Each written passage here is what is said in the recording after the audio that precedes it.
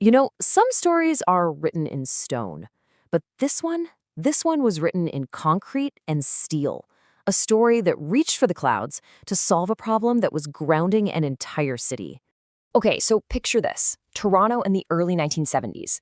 The city is absolutely booming. New skyscrapers are popping up everywhere, reaching for the sky. But here's the catch. All that progress had a hidden cost.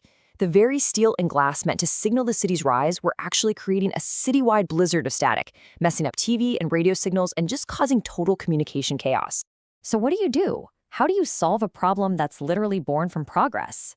Well, the Canadian National Railway came up with an answer, and it was so audacious, so out there, it seemed to defy gravity itself. Build a communications tower taller than any other structure on Earth. An idea that wouldn't just clear the airwaves, but redefined a skyline forever. If stories of human ambition, engineering wonders, and hidden history excite you, stay connected to this journey. Like the video, subscribe to the channel, share it with curious minds, and leave a comment about what amazes you most so far. So this wasn't just another construction project. No way. This was like forging a modern-day titan. It was a legend being written in concrete and steel, one that challenged the very limits of what everyone thought was possible. The sheer scale of this thing is, well, it's hard to even wrap your head around it. We're talking over 553 meters tall with a total mass of 118,000 tons. To put that in perspective, that's like the weight of 17,000 elephants. And it was all brought to life by a crew of over 1,500 people working day and night. And the craziest part? They pulled all of this off in just 40 months.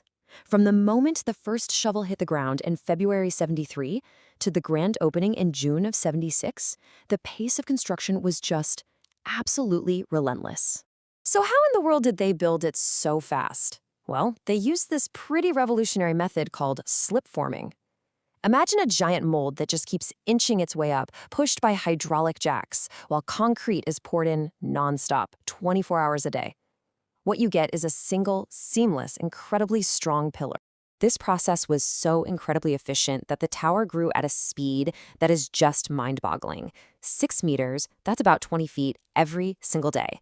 A concrete titan was literally rising from the ground, reshaping the city's skyline in real time.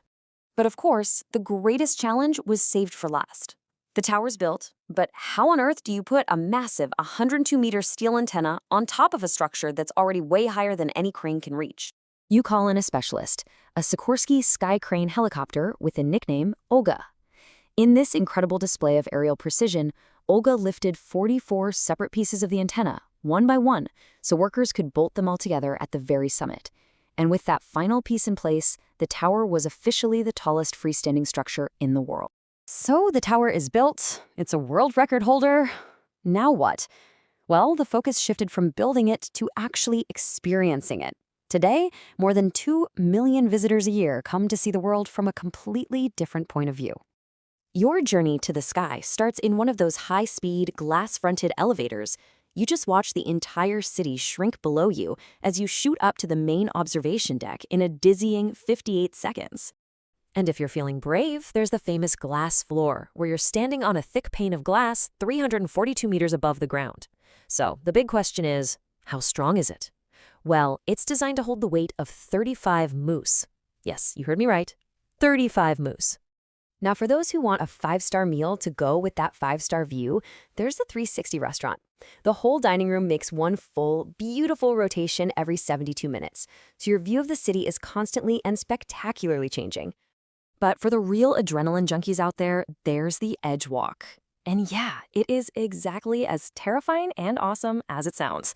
We're talking about the world's highest hands-free walk, out on a ledge that's only 1.5 meters wide. At a staggering 356 meters up, you're tethered to a safety rail, and you get to lean out over the edge of the city itself, with nothing but air beneath your feet. I mean, talk about an adrenaline rush unlike any other. But beyond all the incredible views and the heart-pounding thrills, the CN Tower has this whole other secret life. It's a sentinel in the sky, a living laboratory for science. If you're up at the top on a really windy day, you might actually feel it move a little, but that's not a flaw. In fact, that's part of its genius design. The tower was engineered to be flexible, swaying almost 2 meters at its peak to safely absorb and dissipate the immense energy from powerful storms. And because of its incredible height and steel antenna, it's also basically a giant lightning rod. On average, the tower is struck by lightning about 75 times a year, safely channeling millions of volts of electricity into the ground and letting scientists study one of nature's most powerful forces up close. When you look at the engineering, the tower's resilience is just off the charts. It's built to withstand winds of up to 190 kilometers per hour and survive an 8.5 magnitude earthquake, forces that are way, way beyond anything Toronto is ever expected to experience.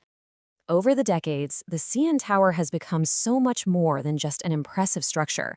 It has truly woven itself into the cultural fabric of the city and the entire nation.